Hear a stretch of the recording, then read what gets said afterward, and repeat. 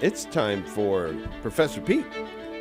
Yeah, a little Bible basics. Yes, indeed, for a life fully lived. Professor Peter Sibilio, how are you, sir? I'm great, and it is great to have you back, Dave. Oh, thank you very much. I'm very glad to be here. Oh, yeah, I'm here. I'm actually here. Yeah. A lot of prayers coming your way for your Thank brother. You. Thank you very much. For me, and especially my very, very best friend and prayer partner, Lisa. She always supports the show, too, with lots of questions. Thank you, Lisa. 10 times prettier than I am, but still a spark between the two of us. Oh, nice. Of course, that usually comes from her taser.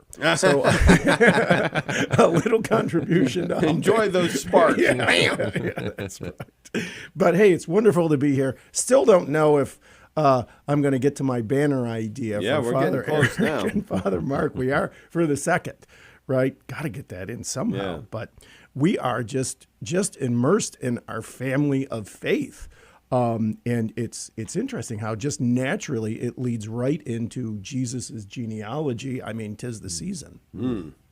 And so last week, remember, finally, Jacob/Israel had gotten back home. He'd gotten past Laban. He had gotten past Esau, his own brother, and he's back. And Rachel is with child again, and Rachel dies. Mm. And sure enough, just like he and his brother were rivals, just like Rachel and her sister were rivals, the brothers become rivals. Mm. And, of course, Reuben should have all the status, but Joseph ends up with the status, and that, of course, gets us into Egypt with Joseph.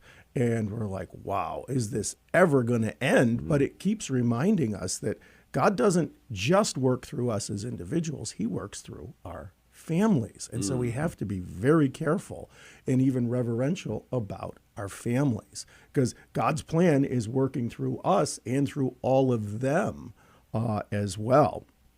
And so that's kind of where we left off with a Ron Finn cliffhanger. We turn the page right to Jesus's genealogy, and we read Abraham became the father of Isaac, Isaac the father of Jacob, Jacob the father of Judah and his brothers. And we were like, this has got to be a misprint. It says Catholic Study Bible, but we hadn't heard of Judah at all. Yeah, right. He was the fourth kid of the unloved mother. If there were like a male version of Jan Brady, you know, he's not Marsha. He's not, Greg with the orange hair on the last episode or anything.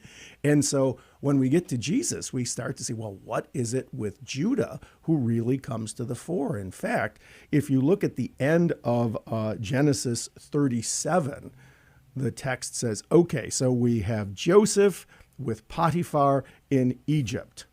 And then Genesis 39:1 says, now remember we were talking about Joseph with Potiphar in Egypt. Let's get back with that story, because Genesis 38 just completely stops that story and says, okay, Judah went his own way and married actually a Canaanite woman, but we won't talk about that because Judah had 3 sons. And we're like, well, if I'm watching the musical, this is the strangest intermission I have ever heard of. And in the surrounding chapters even have these sort of bookends that sort of admit we're just interrupting this story so we can start talking about Judah. And ding, I wish I had a little sound effects machine, because ding, ding, ding, ding, ding, we know in Genesis, almost like the old TV show, My 3 Sons, every time a man has 3 sons, something huge is about to happen. Okay, remember, it's like I used to fall asleep with the TV on, and I would go to sleep at 1:30 Dragnet and have to be out of the house by my 3 sons. By my 3 sons. That was my clock. But remember, Adam, 3 sons. Noah, 3 sons. Terah, 3 sons, and one of them was Abraham. And now Judah suddenly comes on the scene and has 3 sons, so it's like a highlighter pen. And we have this crazy story of Judah where his 3 sons, Onan, and Shelah, all end up at least being associated with the same woman, Tamar, who's right there in Jesus' genealogy. Yeah, right. Okay, because Tamar marries and dies, which means Onan, her brother-in-law, has to step up and care for her. Plus, since they didn't have a developed sense of the afterlife then, Onan has to have children with Tamar to carry on his dead brother's legacy and pay for the kids. And Onan doesn't like this. And so just to keep it clean, okay, he definitely shirks his responsibility. Yeah, right. And God sees this, and, this is Old Testament. And so Onan gets zapped.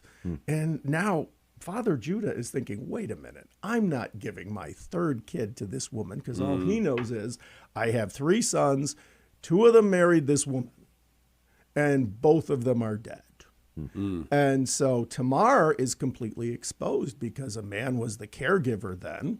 And she's like, I have rights here. I want Shelah. And Judah's like, he is just a boy. He's too young to get married. We'll talk about it when I get back. I got to go on a business trip.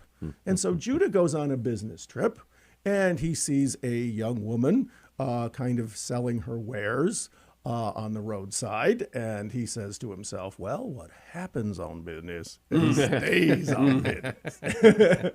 Hey, at least they were ashamed back then. Right. Yeah, wow. Yeah, they had the sense to be ashamed. And so he does the deed, and then this working girl says, okay, it's time to pay me. And he's like, oops, I'm broke. I'll tell you what, when I get back, I'll send you a goat. And she says, do you think what day is today? Yesterday? Yeah. I want your ring and your staff, because they had identification markers on them. Oh. And I'll give you these back when you send me the goat. And so what happens is, when Judah gets back, he follows through on sending her a goat, but he's overjoyed because he finds out while he was gone, Tamar did not wait. Tamar was pregnant.